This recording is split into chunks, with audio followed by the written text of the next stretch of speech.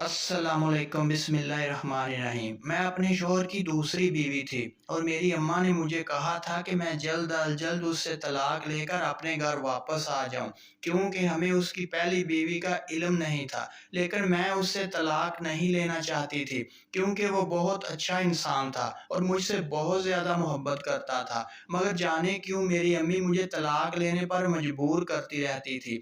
एक दिन मैं अपने शौहर से लड़कर अपनी अम्मा के घर चली गई, तो मैंने चुपके से सुना, जिससे मेरी जान ही निकल गई। मेरी अम्मी मेरे भाई को बता रही थी कि तेरी बहन को तलाक हो जाएगी, तो तू हकमोर में जो 4 दुकानें उसके शौहर ने उसके नाम की हैं वो हमें मिल जाएंगी।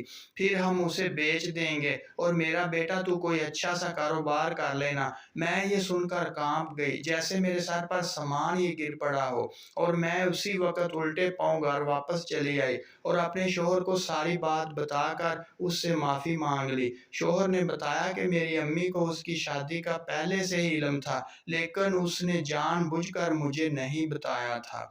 अगर आपको वीडियो अच्छी लगे तो प्लीज़ चैनल को ज़रूर सब्सक्राइब कर दीजिए।